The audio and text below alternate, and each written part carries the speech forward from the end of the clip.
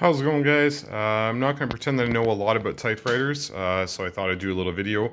I will get a piece of paper in there in a second and show you that the keys do work and whatnot. I thought more of a walk around, so to speak, would be appropriate. We'll do the other side here in a moment too. It is in pretty nice condition.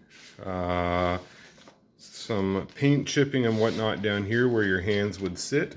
A little bit up here as well. It can be seen in the pictures too. It is quite nice.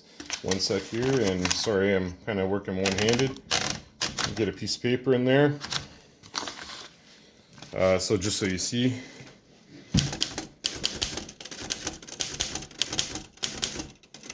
Now, as it says in the ad, there is just a ribbon carriage on this side, no ribbon carriage on that side. Everything that I'm aware of seems to work perfectly. Again, I'm not a typewriter guy. The shift lock and release, back spacing, forward obviously. There's a thing for table set here. This for adjusting your margins, I'm assuming. The little indicator for colors.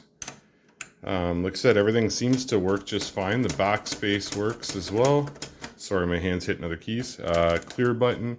If you have any questions, don't hesitate to ask.